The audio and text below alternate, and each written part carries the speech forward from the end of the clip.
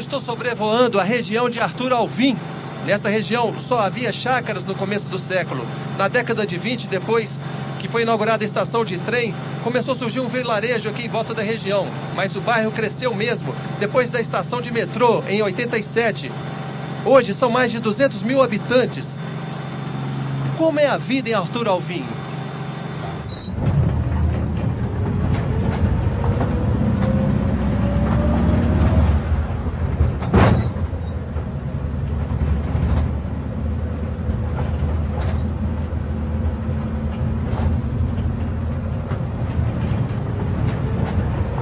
Bom dia para vocês, mais de 100 mil pessoas que habitam nesta comunidade.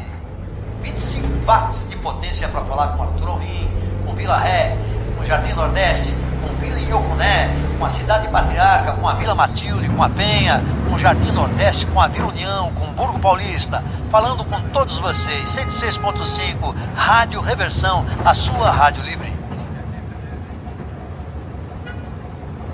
E hoje, aqui na Casa de Cultura Reversão, é a vez de Brock e Pimenta entrarem em suas casas, invadirem seus ouvidos e conquistarem seus corações.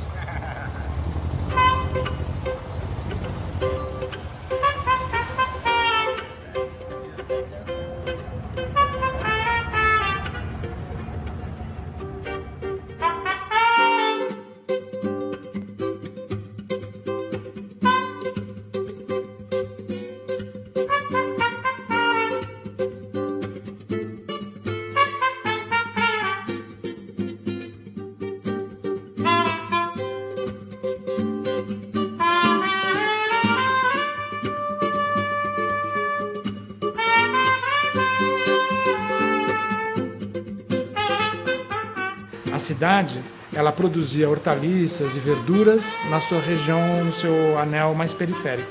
E então, nesse momento, até os anos 30, isso vai se dar nessa região de Arthur Alvim. E também a produção de olaria, devido à questão do rio, né, da terra próxima ao rio, que facilitava essa indústria do tijolo necessária para uma cidade construída pelo tijolo até os anos 40.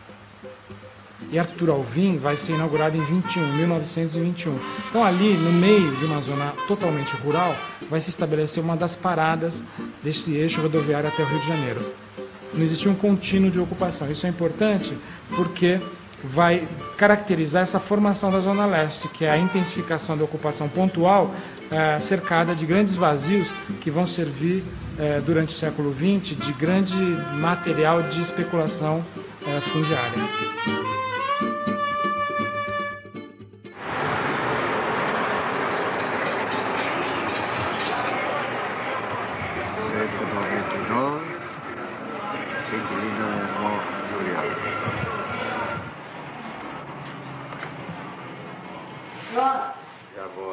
De vez em quando eu me diverto com a máquina, inclusive eu firmei minha casa inteirinha, começando pela entrada e narrando a efetiva da casa, como não era, quem não era.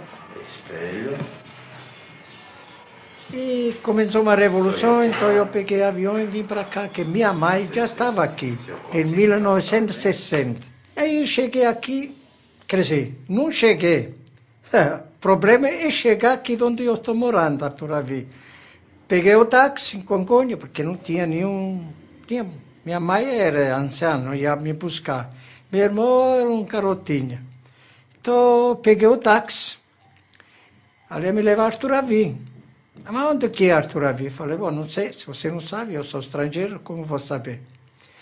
Era um mato, praticamente. Tinha pouca casa. Era 3 horas quando chovia para chegar da cidade para aqui ou daqui para a cidade. Era 3 horas, se chegava. Cada esquina um italiano. Agora, cada esquina, geralmente, é meu irmão, minha irmã, outro irmão, mas tem muito italiano aqui. E agora está asfaltado aqui, ó. É uma asfalto. Antigamente aqui era pura terra absoluta. Era o começo. Eu já tive bomboniera aqui, já tive bar, já tive concerto de aparelho eletrônico, porque eu era eletrônico. Depois eu conheci um rapaz que tinha um estúdio, falei que era entrar de sócio, entrei de sócio. E o estudo se chama Rhodes Cinematográfico.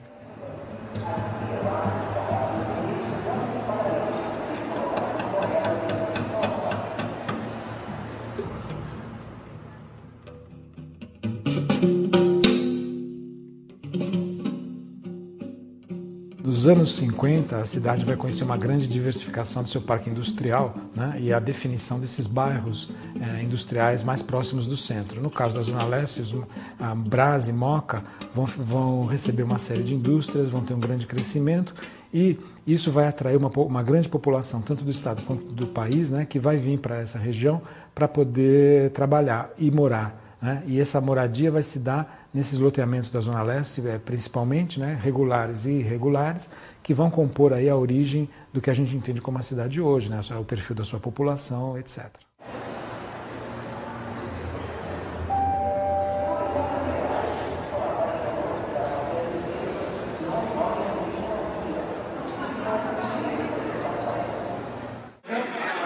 Nesse momento nós temos uma figura. Eu estudei a vida toda, não me vi a minha cara em nenhum banco, nenhum livro de história. Isso me fez me procurar e fui encontrando outras coisas no meio do caminho. Encontrei meu avô lá em 1923, Giacomo Tassi, que chegou aqui com a sua esposa e teve seus filhos. E a ele se agregou outros, espanhóis, portugueses. Depois chegou meu pai na década de 40, João Pigatti, veio do interior do estado de São Paulo, veio de Rio Claro, cantor, compositor de tango. Eu comecei a procurar, comecei a descobrir, comecei a me achar, a me encontrar. E aí, então, comecei a encontrar também a história dessa região. Comecei a perceber que havia produção cultural, havia um monte de coisa que foi solapado, que foi aterrado. Outro dia a gente estava contando aqui nas musicais que Linda McCartney está lançando... Nós tivemos uma iniciativa em 1985 de ocupar uma casa onde a gente queria traduzir esse espaço em manifestações locais, manifestações da cidade que já não tivesse participando da grande mídia, da grande indústria de massa.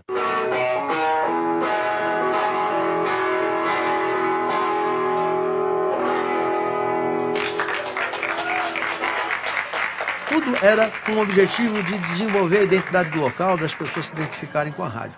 E com uma antena simples, conhecida como pé de galinha, nós começamos a transmitir em 106.5 MHz a rádio Reversão, a rádio livre Reversão. Comecei com alguns meninos e algumas meninas aqui, meu sobrinho, minha sobrinha, organizando pequenos programas. E assim a rádio foi entrando no ar, ganhando um espaço muito grande. Certamente mais de 30 mil pessoas ouviam essa rádio constantemente. E aí o locutor baixava levantava o volume da voz e dizia: Rádio Livre Reversão, da Vila Ré para o mundo. Estamos falando aqui da Casa de Cultura da Reversão. Direção-geral Léo Tomás. É a Rádio Livre Reversão, levando a você o que acontece na rua, na esquina, na praça, nos apartamentos da Coab, em todos os lugares desta região. Aproveito para lembrar você que gosta de futebol, que hoje tem duas grandes partidas. O 20 de outubro pega o 11 Caprichoso lá no campo do Vila União. E à tarde você tem o Negritude Futebol Clube enfrentando o Arthur Alvim lá no campo da Coab 1. A possibilidade de, na região de Arthur Alvim, serem encontradas grandes glebas desocupadas fez com que para essa região fossem destinados os projetos dos grandes conjuntos habitacionais de São Paulo, da Coab, dos anos 70. Em 79, com a inauguração do conjunto da Coab, a localidade de Arthur Alvim vai receber uma explosão aí de população da ordem de 75 mil pessoas. E isso vai ter que provocar uma reorganização do bairro com essa nova população que lá vai morar.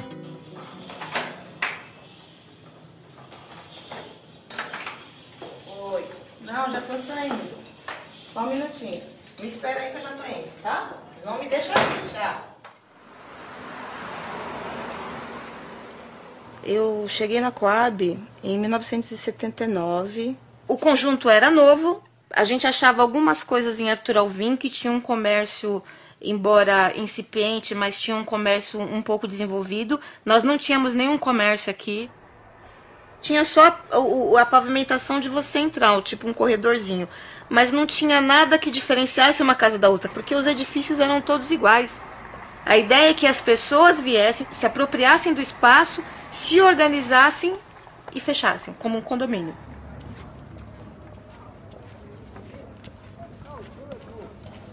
Os espaços de lazer eram a igreja, a quadra e as praças.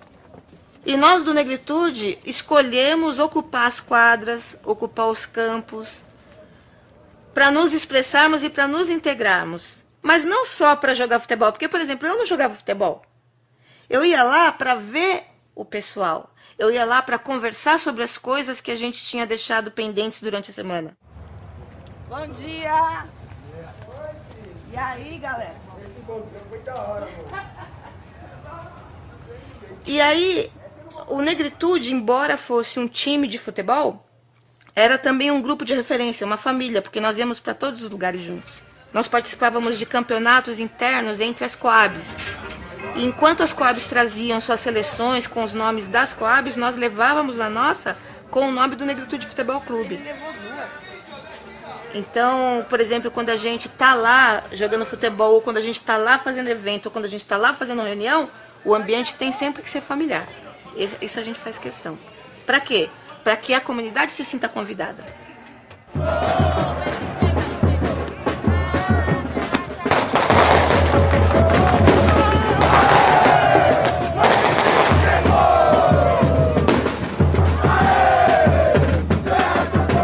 Muito bem, Ronaldo. Futebol a Várzea na TV, Copa Negritude Final Master.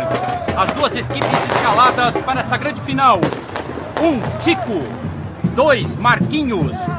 4, Gilson. 3, Paulão. Fechando a zaga, 6, Lúcio. Meio campo, 5 para Pitbull. 7 para Boca. 8, Luizão. 10, Silva. À frente, 9 para Max. 11 para Nilo. Trio de arbitragem para essa partida. Árbitro principal, Leandro Fagundes. Auxiliar número 1, Tiago de Matos da Silva. Auxiliar número 2, Vando de Oliveira. É com você, Ronaldo. Márcio Feijó, capitão Negritude. Boca, capitão Arthur Alvim. Campo, bola. Tempo 40 por 40. 5 minutos para o intervalo tomar uma água, né? Nas substituições. E vamos pro jogo. Bom jogo para todo mundo aí, beleza?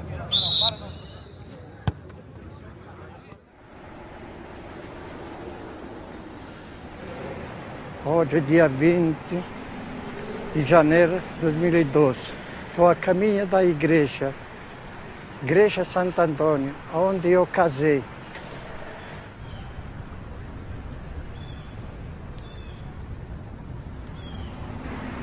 Estou arrivando. Questa é a chiesa onde sono sposato. E la entrata della chiesa, quando eu casei, era diferente. Não tinha grade, não tinha essa fachada. Agora é totalmente diferente. Più bella, più bonita.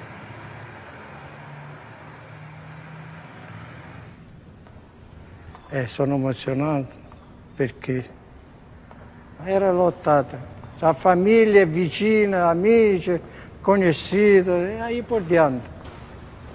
Esta igreja foi fundada mais ou menos em 52. Era bem diferente, né? Era mais antiga. Para chegar aqui tinha que vir pela estrada de terra. E agora é tudo asfaltado, a igreja é bem modificada. Um pouco maior, pura, né? Qui è dove mia sposa cantava con la corale della chiesa, qui sopra. Qui è l'altare. Parla di noi perché la gente si emoziona, ma troccamo anelli, giuro di amore e altre cose.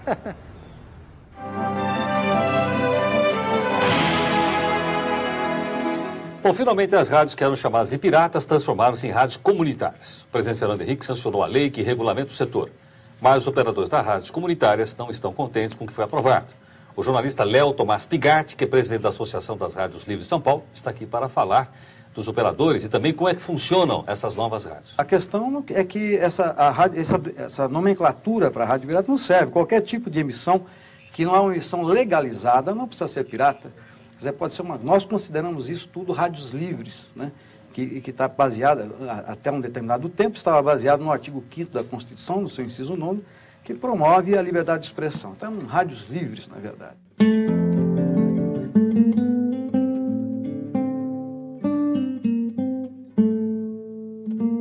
Você está ouvindo a sua Rádio Livre Reversão 106.5. É uma rádio com 25 watts de potência. Estamos transmitindo diretamente da Casa de Cultura da Reversão Paulistana, é isso? 25 watts de potência para falar com Arthur Alvim. E esses proprietários, que na verdade tem um grupo que deve ser proprietário de metade das rádios de São Paulo. Ninguém diz nada, ninguém fala nada. Não é fácil esse enfrentamento.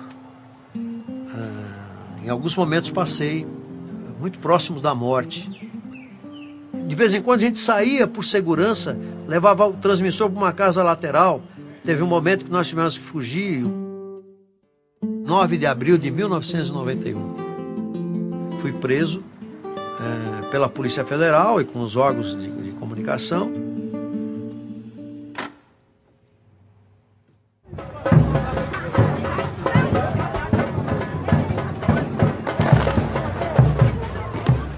Arthur Alvim enfrentava dificuldades parecidas com as nossas, embora o pessoal que morasse lá já tivesse um tempo bem maior do que o nosso de fixação. E a gente chegando, eles vinham aqui, brigavam com a gente, batiam na gente, a gente ia lá, brigava. Não, eu tô falando eu, mas eu dizia assim, grupos, né? Vinham, brigavam, tudo por quê? Porque quando se fala em periferia, é muito forte esse sentimento de propriedade do espaço, essa área é minha, né? E nós chegamos meio que tentando nos conhecer e ao mesmo tempo tendo que nos defender disso tudo, de quem já estava e considerava que o espaço era seu e queria nos tirar daqui. E dizer lá, né, através do esporte, que a gente fazia parte do conjunto habitacional, Padre Anchieta, no caso, né, na ocasião era conhecido, que era de Arthur Alvim, era um motivo de orgulho, que era uma maneira de dizer, ó, nós estamos aqui, nós existimos. Tira do goleiro só, aí ó, caixa, linha de trem, metrô. Antigamente aqui não tinha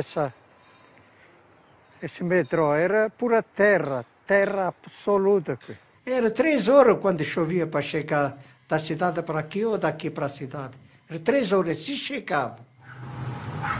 Estamos arrivando aqui a Luiz Aires.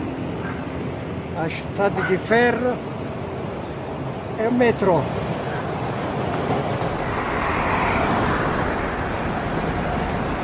Primeiro qua passava Maria Fumaça. Era divertido, né? Senhora, dia 5 o metrô tá aí, satisfeita não? É ótimo. É uma grande coisa, né? Pra gente, já pra ir na cidade, no Jabaquara, tudo aí, vai ficar ótimo mesmo. Agora dia 5 de setembro começa aí, né? Também? Já? Que bom. Fazer um churrasquinho pra vender aqui na porta, não?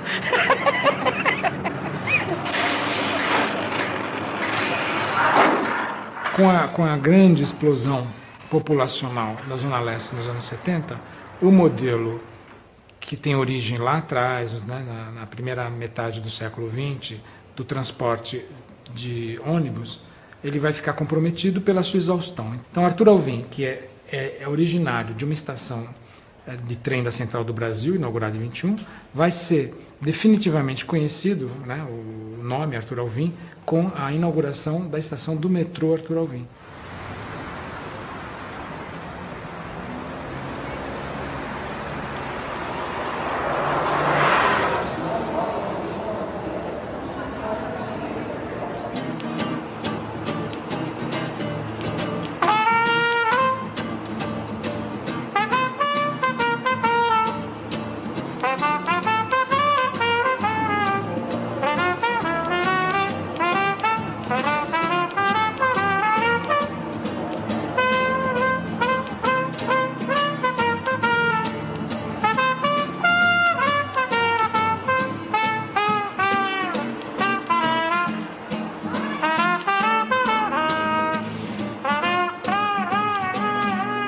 E aí o metrô depois foi sendo construídas novas estações e foi se aproximando mais.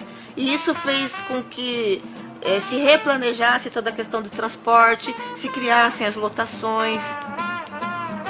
Se você vai ali na rua do metrô, você percebe no entorno todo do metrô, seja na radial, seja na rua de cima do metrô, seja nas adjacentes, você percebe que o número de serviços que são oferecidos, você não precisa mais ir buscar nada fora, você não precisa buscar dentista, médico, todas as necessidades básicas estão contempladas aqui mesmo.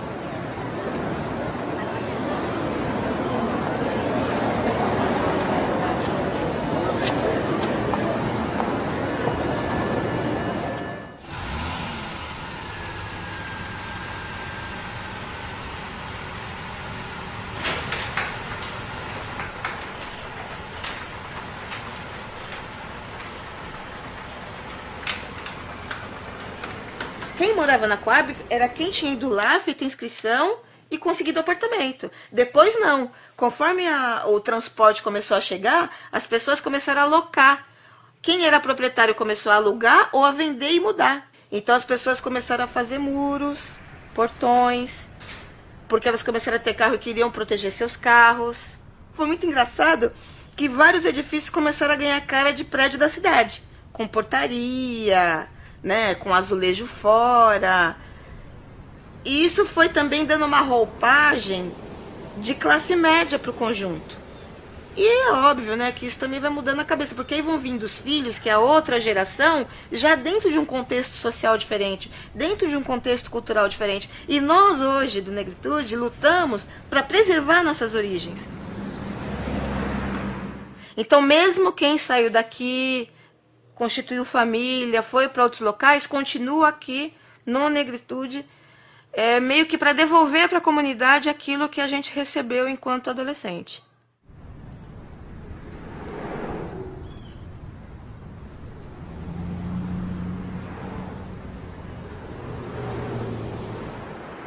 Melhorou as estradas, melhorou a construção, porque não tinha pouca construção, melhorou as asfalto, porque aqui era uma pistação na Avenida Paraguaçu Paulista. Foi feito 2 pistas, mas a imóvel aqui aumentou muito, muito. Eu comprei aqui, barato esse imóvel, sem construção, né? Tinha só uma casa velha.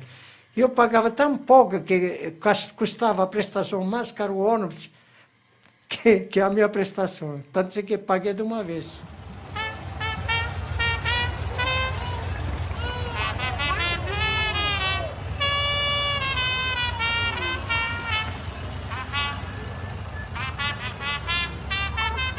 A rádio vai terminando aqui as suas transmissões. Mas fica com vocês no ar um abraço a toda a comunidade de Arthur Alvim. Rádio Reversão, a sua rádio. Juntos, a rádio e a comunidade, construindo um futuro melhor.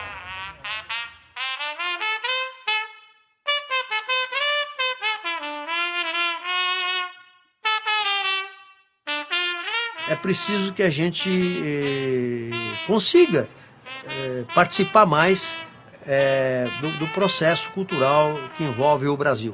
Mas a gente acredita que nós conseguimos isso. Nós demos para a região uma identidade, nós demos para muita gente um pouco de vida cultural, nós demos possibilidade das pessoas participarem definitivamente da sua própria história, em função dessa experiência que nós tivemos aqui na Vila Ré, na Casa de Cultura Reversão, no entorno da estação de trem de Arthur Alvim.